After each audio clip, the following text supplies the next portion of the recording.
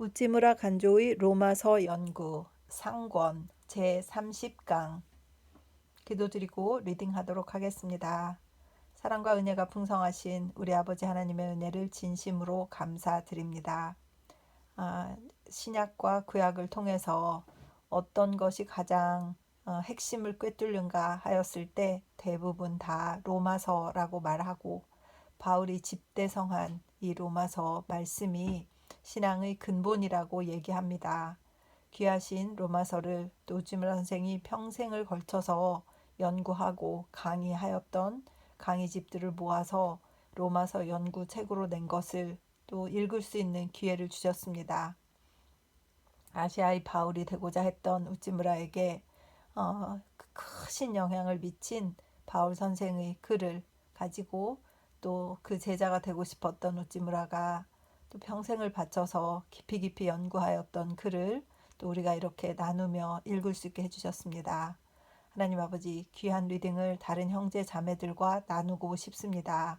주님 도와주시어서 인도하여 주시옵시고 우리가 같은 은혜로 함께 나누며 교제하며 사랑을 나누고 종국에는 우리가 하늘나라에 가서 같이 만날 수 있는 형제 자매들 될 수 있도록 인도하여 주시옵시고 리딩을 통하여서 얻는 귀하신 은혜가 우리의 삶의 깊은 실천으로 남을 수 있도록 인도하여 주시옵소서. 감사드리며 고마우신 우리 주 그리스도 예수님 이름 받들어 기도드립니다. 아멘.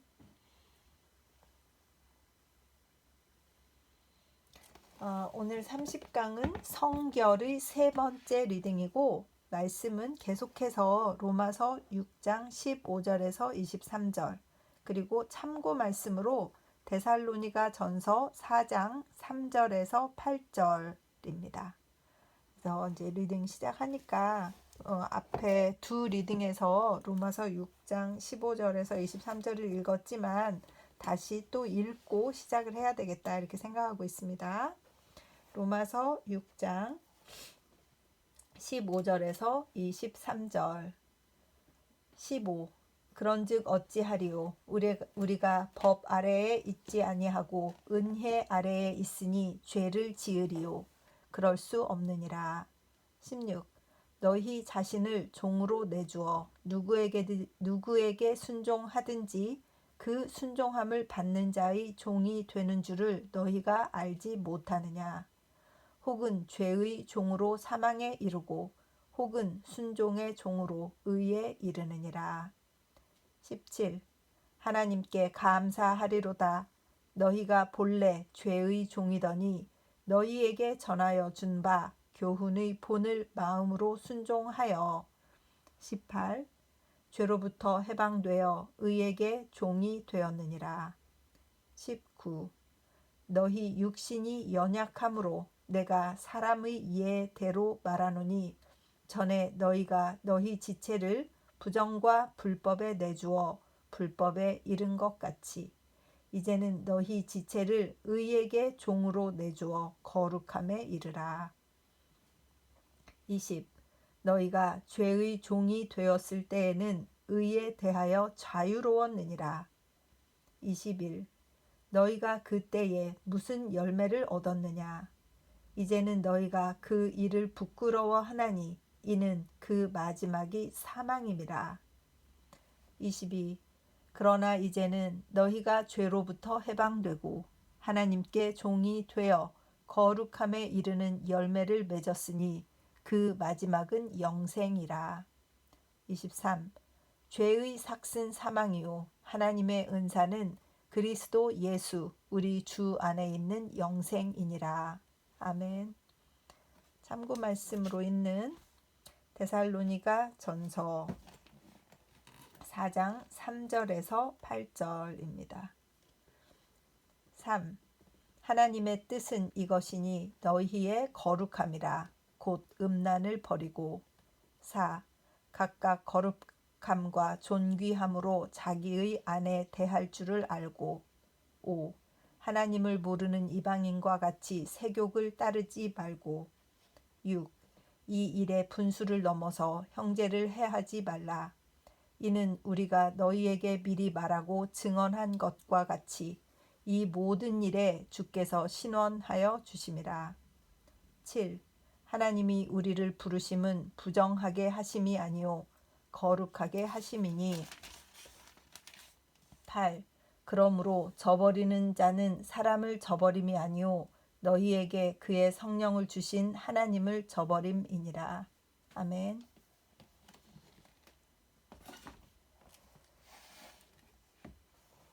은혜의 지배.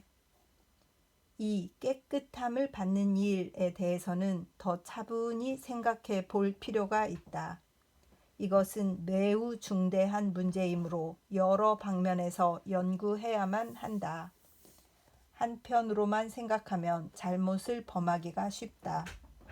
바울은 6장 전반에서 먼저 죄의 지배에서 떠날 것을 말하고 후반에서는 은혜 아래 거할 것을 말하고 다시 7장에 들어가서는 죄를 깨닫게는 하지만 이것을 제거할 힘이 없는 율법을 완전히 버릴 것을 말하고 또한 8장에 들어가서는 4절 이하에서 성령의 도움으로 깨끗함을 받을 수 있음을 말한다. 이 모두가 다 중대한 문제이며 깨끗함을 받는데 없을 수 없는 여러 가지 측면이다. 그러므로 섬세한 주의를 요한다.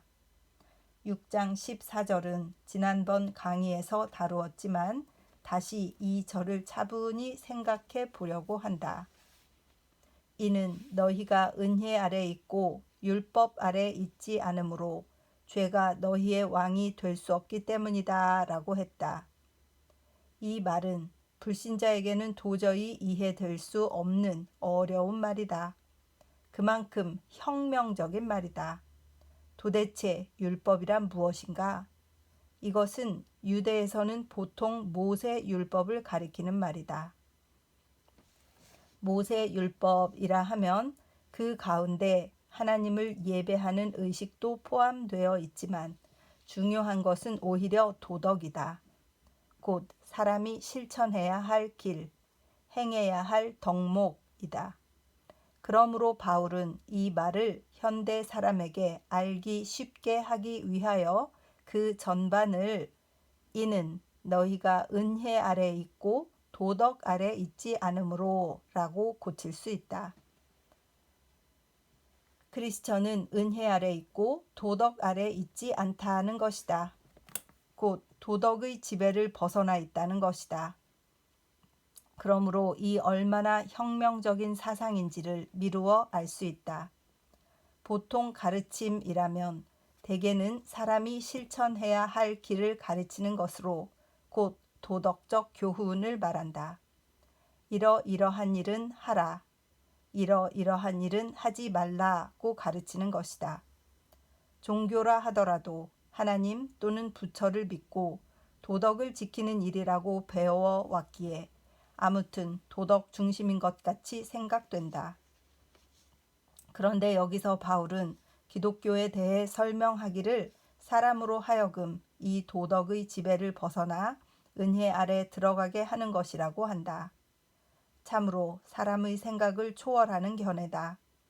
이 견해가 정당한지의 여부는 별 문제라고 하더라도 이것이 혁명적이며 사람으로서는 생각할 수 없는 일인 동시에 그러므로 종교와 도덕의 구분이 판연히 드러나게 된다는 것만은 인정해야 한다. 어떤 사람은 이같이 신이 도덕의 지배를 떠나게 하는 것이라면 도덕은 이미 필요 없는 것이라고 말한다. 그렇다면 도덕을 지킨다는 일은 없어지며 또 부도덕을 저질러도 괜찮다는 말이 되지 않겠느냐고 한다. 이미 이렇게 생각하고 부도덕을 저지른 신자가 옛날부터 적지 않았다. 그렇게까지 심하게는 되지 않더라도 이와 비슷한 생각을 품기 때문에 실생활에서 긴장미를 잃고 태만하고 무력하게 된 자가 적지 않다.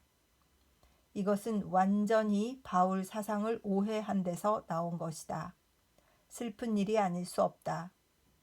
14절 후반 죄가 너희의 왕이 되지 못하기 때문이다 라는 구절을 잊지 말아야 한다. 이미 율법의 지배를 벗어나 은혜의 지배 가운데로 옮아온 이상 죄는 결코 크리스천에게 주인이 되지, 즉 왕이 되지 못하게 된다. 곧 크리스천은 이미 죄라는 왕의 종이 아니라는 것이다. 이같이 죄란 것의 지배를 벗어나 죄와 관계없는 자리에 들어왔기 때문에 죄를 떠나 있는 것이 정상적인 상태다. 죄를 얼마든지 지어도 좋다든가 얼마든지 짓게 될 위험이 있다고 말했을 리가 없다. 14절 및 그 전후를 자세히 읽어보면 바울의 참 뜻을 오해할 까닭이 없다. 바울은 6장 첫머리에 은혜를 더하게 하려고 죄 가운데 거할 것인가? 라는 문제를 제시하고 난 후 세례의식을 언급하여 이에 답하고 있다. 세례를 받은 자는 이미 그리스도와 함께 옛 생명에 죽고 새 생명으로 부활한 자다. 죄에 대하여 죽고 하나님께 대하여 살게 된 자다. 이같이 죄에 대하여 작별을 고하고 별천지에 들어온 자가 죄 가운데 있을 까닭이 없지 않은가. 바울은 옛 이집트를 나온 자가 그 이집트에 다시 들어가서 살 까닭이 없지 않느냐고 말했다. 그는 14절에서 말한 율법에서의 탈출, 은혜의 지배를 15절 이하에서 설명하기 위해 역시 이 세례를 언급해도 되는 것이었다. 그러나 그는 사상이 풍부하고 시야가 넓은 사람이었다. 그러므로 이번에는 다른 일을 가지고 그 설명을 한다. 먼저 당시의 노예 제도를 가지고 설명하고 다음에는 7장에 들어가 결혼 제도를 빌려 설명하고 있다. 먼저 15절에서 하나의 의문을 제시하고 16절에서 이에 대답하는 의미로 설명을 시작한다. 15절의 의미 및 이것과 1절의 차이에 대해서는 지난번 강의에서 말하였다. 따라서 여기서는 16절부터 설명한다. 먼저 16절은 다음과 같다. 너희가 자신을 종으로 바쳐 누구에게 순종하든지 그 순종함을 받는 자의 종이 되는 줄을 알지 못하느냐. 죄의 종이 되면 죽음에 이르고 순종의 종이 되면 의에 이르느니라. 이미 몸을 바쳐 종이 된 이상 그 순종함을 받는 주인의 종이 되는 것이다. 주인이 아니라 어디까지나 종이다. 종이 아닐 수 없다. 그리고 사람에게는 죄의 종이 되느냐, 순종의 종이 되느냐 하는 둘 중에 하나가 있을 뿐이다. 사람은 두 주인을 섬길 수 없다. 한 사람이 동시에 두 사람을 섬길 수 없다. 그리고 죄의 종으로서 일생을 죄라는 주인을 섬기고 마는 자는 죽음에 이르고 순종의 종으로서 일생을 하나님께 순종하며 지내는 자는 의로움에 이르는 것이다. 2절에서는 순종의 종이라 하고 18절 등에서는 의의 종이라 하고 22절에서는 하나님의 종이라 했다. 글자의 뜻에 다소의 차이는 있지만 어느 것이나 크리스천을 가리켜 말한 것이다. 첫 번째 말은 불순종의 종과 대조되는 의미로서 하나님께 대하여 순종하는 종이라는 뜻이고, 두 번째 말은 죄의 종과 대조되는 말로서 의를 행하는 것을 생애의 근본 방침으로 삼게 된 자라는 뜻이며, 세 번째 말은 사탄의 종에 대조되는 말로서 하나님이란 주인의 종이 된 자를 뜻한다. 세 가지 말은 다 뜻을 달리 하면서 같은 것을 가리킨다. 죄의 종이었던 자가 회개하고 복음을 쫓아 죄를 용서받고 의의 종이 되었다. 종인 것은 마찬가지이지만 주인이 바뀐 점에서 그 변화는 근본적이다. 참으로 감사한 일이다. 19절 전반 내가 이제 사람의 일을 빌려 말하는 것은 너희의 육신이 약하기 때문이다 라는 너희의 영적 이해력이 약하기 때문에 이 세상의 노예 제도를 예를 들어 설명한다는 뜻이다. 이것은 뜻풀이이다. 그리고 19절 후반에서 다시 본론으로 들어간다. 이것은 다음과 같이 번역을 좀 고쳐야 한다. 너희가 그 지체를 바쳐 더러움의 종이 되어 악에서 악에 이른 것 같이 이제 또 그 지체를 바쳐 의의 종이 되어 깨끗함에 이르라. 크리스천은 이미 더러움의 종임을 포기하고 의의 종이 된 자다. 그러나 그들 중에는 이 사실을 잊어버리고 태연하게 악을 행하는 자가 있다. 그러므로 완전한 헌신과 성결에 이르도록 분발하라고 촉구한다. 다음에 바울은 다시 두 가지 생애를 대조하고 있다. 20, 21절에서는 이렇게 말한다. 이는 너희가 죄의 종이었을 때에는 의를 섬기지 않았기 때문이다. 너희가 이제 부끄러워하는 일을 행하던 그 때에 무슨 열매를 맺었느냐? 이러한 일의 마지막은 죽음이다. 죄를 섬기고 있던 과거의 형편을 회상해보라. 무슨 열매를 맺었는가? 그것은 다만 죽음을 가져올 뿐이 아닌가? 그런데 이제 또다시 옛 이집트를 생각하는 자가 있는 것은 무슨 까닭인가? 의의 종 된 자의 상태 및 특권은 22절과 같다. 그러나 이제 죄를 용서받고 하나님의 종이 되었으므로 깨끗함에 이르는 열매를 맺었다. 그리고 그 마지막은 영생이다. 깨끗함에 이르는 열매를 맺고 마침내 영생을 얻은 자가 아닌가? 이는 참으로 큰 특권, 더할 나위 없는 은혜다. 그러므로 우리는 뒤로 물러나 멸망에 이를 자가 아니다. 믿고 영혼의 구원을 얻을 자다. 바울은 이렇게 권면의 뜻으로 말해오다가 마침내 23절에서는 죄의 생활과 의의 생활을 한마디로 비교하여 말한다. 죄의 값은 죽음이다. 하나님의 선물은 우리 주 예수 그리스도 안에서 주시는 영생이다. 죄의 값은 죄의 삭스로 고쳐야 할 것이다. 죄라는 주인은 자기를 섬기는 종에게 삭스를 치른다. 그러나 그것은 반가운 삭시 아니라 죽음이라는 참으로 흉측하고 무시무시한 삭시다. 그런데 하나님이 자기를 섬기는 종에게 주시는 것은 삭시 아니라 선물이다. 곧 예수 그리스도 안에서 주시는 영생이다. 하나님은 이같이 좋은 선물을 주신다.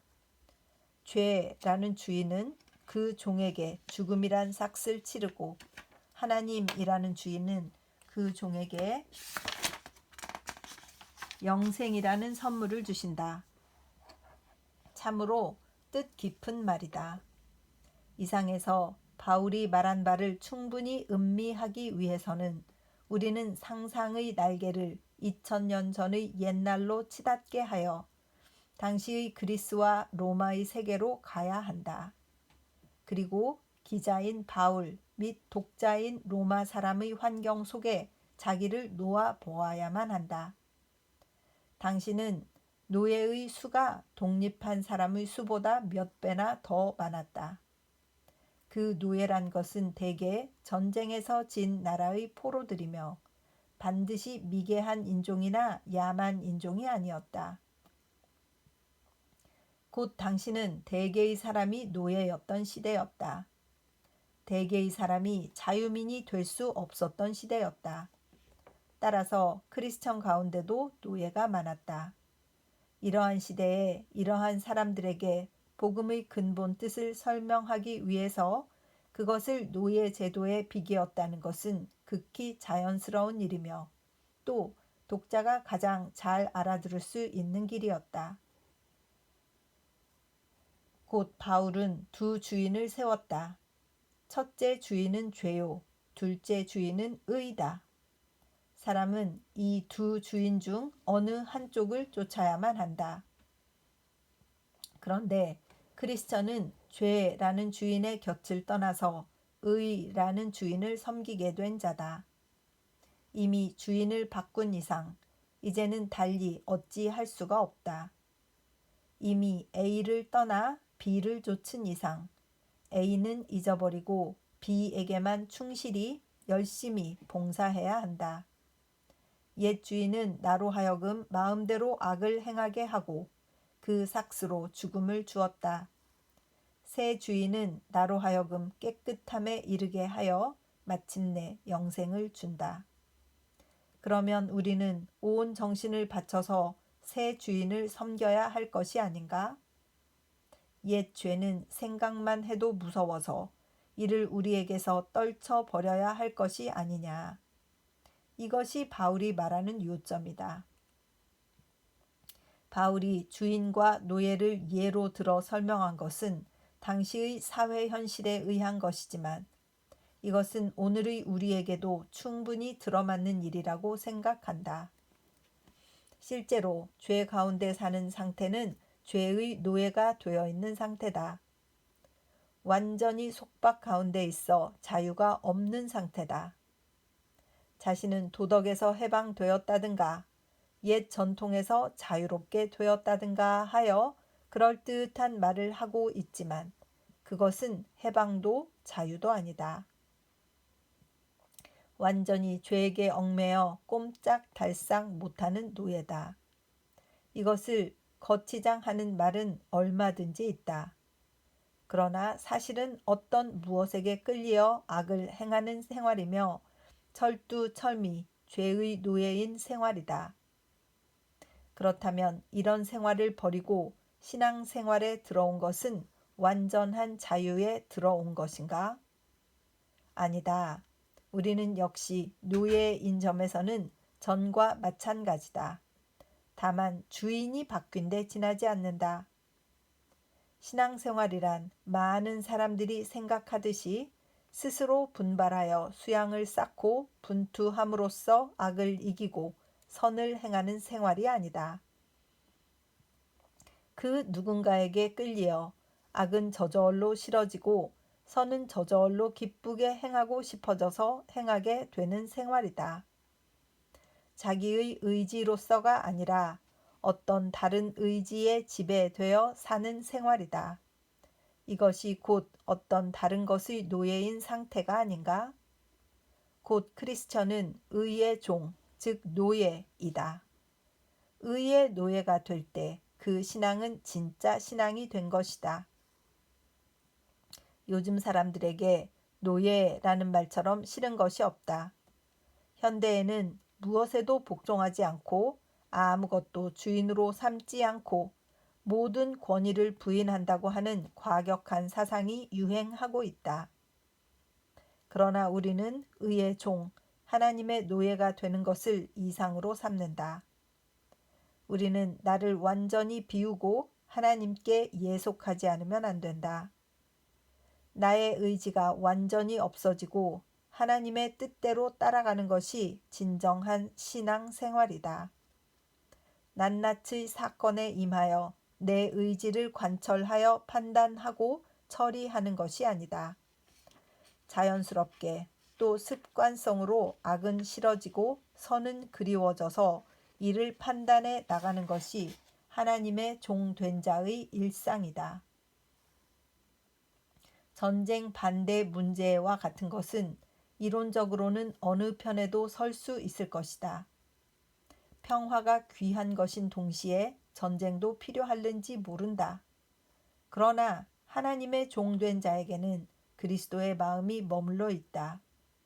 이 그리스도의 마음은 도저히 그로 하여금 전쟁을 시인하게 하지 않는다. 노동 문제나 그 밖의 어려운 문제 등도 다 마찬가지다. 하나님의 종에게는 그리스도의 마음이 머물러 있어 무엇이 하나님이 기뻐하시는 바인지를 저절로 알게 되며 그 사상도 행위도 자연스럽게 여기에 맞추어진다. 은혜 아래 있고 율법 아래 있지 않다고 한다. 율법에 매여 있을 때는 도리어 율법에 반항하여 죄를 지어보고 싶어진다. 그러다 거기에 상당한 벌을 받는다. 그런데 이 율법의 지배를 벗어나 은혜 아래로 옮겨오면 어떤가? 이미 사람을 은혜 아래로 받아들인 이상 하나님은 다만 죄를 문책하시는 것만으로 그치지 않으신다. 이미 사람을 자녀로 받아들이셨기 때문에 어버이의 자녀에 대한 더욱 깊은 관계가 그 사이에 형성된다. 그러므로 보통 책벌로 그치실 리가 없다. 반드시 하나님은 죄를 범하는 사람이 있으면 그 때문에 견딜 수 없는 고통을 맛보실 것임에 틀림없다. 곧 은혜 아래 있는 자녀의 죄를 보시고서는 하나님은 벌하기보다 먼저 자기 자신이 깊은 고통을 맛보시는 것이다. 이것이 진짜 어버이 마음이다. 율법 시대는 사람이 벌 받는 시대요. 은혜 시대에는 아버지가 홀로 마음 아파하는 시대다. 그리고 이제는 참으로 은혜의 시대다. 이제는 우리가 짓는 오직 하나의 죄, 오직 하나의 불신의 언행이 아버지를 몹시 괴롭힌다. 그러므로 우리가 죄를 짓지 않도록 힘써야 한다. 아버지의 마음을 아프게 해드리지 않도록 명심해야 한다. 나를 사랑하고 또 내가 사랑하는 아버지는 이렇게 하면 기뻐하시고 저렇게 하면 슬퍼하심을 알면서 아버지의 기뻐하시는 일을 버리고 슬퍼하시는 일을 행하는 것은 말로 다 할 수 없는 불신이다. 그러므로 우리는 죄를 짓지 말아야 한다. 더욱더 성결을 향하여 나아가야 한다. 하나님의 종 된 자는 항상 이 같은 마음을 품어야 한다. 이것은 율법의 지배를 벗어나 은혜 아래 들어온 자로서 당연히 품어야 할 마음이다. 이리하여 우리는 죄에서 자유를 얻는다. 곧 하나님의 노예가 되어 비로소 사탄에게서 자유를 얻게 되는 것이다. 하나님의 노예가 되는 것이야말로 진짜 자유인이 되는 길이다. 아멘. 그래서 오늘의 리딩은 여기까지 하도록 하겠습니다. 깨끗함의 지배를 받는 일에 대해서 우리가 누구의 지배 아래 있는가 이 부분에 대해서 다시 한번 잘 설명을 해주셨습니다. 이미 회복되었기 때문에 다시 죄를 짓는 것이 문제가 안 된다라는 설이 하나 있었고, 그러나 우리가 다른 주인을 섬길 때와는 다르게 하나님을 섬길 때에는 죄에 대해서 민감해져서 죄를 짓지 않도록 애를 써야 하는 것. 그러나 그것이 내 노력으로 되는 것이 아니라 하나님이 해주시는 것에 대해서 말씀하셨고, 무엇보다도 우리가 죄를 지을 때 하나님이 괴로워하신다는 것, 우리의 주인이신 하나님이 슬퍼하신다는 것, 고통스럽다는 것. 그렇기 때문에 우리가 모시는 우리의 주인이신 하나님을 고통스럽게 하지 않아야 할 의무가 그를 섬기는 종들에게 있는 것이니까 그를 고통스럽게 하는 그런 행동들, 그러한 죄는 굳이 지으려고 달려갈 필요가 없다. 그래서 그렇게 자기 의지로 죄를 짓는 것은 이미 우리가 새로이 만난 새로운 주인을 섬기는 일을 포기하는 것이기 때문에 우리도 깨닫고 그 일에서 떠나야 한다. 이런 이야기를 잘 알아들을 수 있도록 설명해 주신 것. 그리고 그 당시 대부분의 그 백성들이 노예의 신분이었다는 것이 참 놀랍고, 노예 제도가 그렇게 강력하게 있을 때 노예로 있는 자들이 그리스도인이 되었을 때 거기에서 벗어나려고 너무 애쓰지 마라라고 위로해 주시는 것이었구나. 그 노예로 있는 자들이 자유롭게 되려고 너무 애쓰다가 다칠까 봐 그러셨나 봐요. 그들의 신분이 그래서 그 시대를 제대로 알지 못하면 이 일들을 이해하는데 이렇게 어려움이 있을 수 있는 것이어서 지금 그러잖아요. 자유주의인이고 노예고 이런 게 어떻게 그리스도인끼리 가능하냐 이런 걸 가지고 막 논쟁이 되고 했었는데, 그 당시에는 다 전쟁포로로 잡혀온 사람들이라 신분 자체가 노예니까 그것을 자기가 노력해서 벗어날 수 없는 일이니 그 상태에서 감사하며 너의 주인을 은혜로 섬겨라, 이런 일들을, 이런 말씀들을 하실 수 있었구나. 그런 것들을 또 이렇게 들여다보게 되는 시간이었습니다. 기도드리겠습니다. 주님의 은혜를 진심으로 감사드립니다. 그 로마 당시의 노예라는 신분과 지금 우리들 현대에 살고 있는 우리에게 노예라는 그 의미는 굉장히 다른데, 이런 것도 다시 그분들의 시각에서 그분들에게 바울이 전하고자 하시고 했던 그 말씀이 무엇인가, 이런 생각을 할 수 있게 되었습니다. 주님 좋은 책을 읽게 해주셨습니다. 좋은 내용을 잘 깨달아서 신앙이 더욱더 성장하며 이 신앙이 땅에 떨어지지 않도록 주님 붙잡아 주시옵시고 도와주시옵소서. 성결함에 민감하여서 주인 되신 하나님을 고통스럽게 하는 그런 일이 없도록 순종의 종이 될 수 있도록 인도하여 주시옵소서. 감사드리며 고마우신 우리 주 그리스도 예수님 이름 받들어 기도드립니다.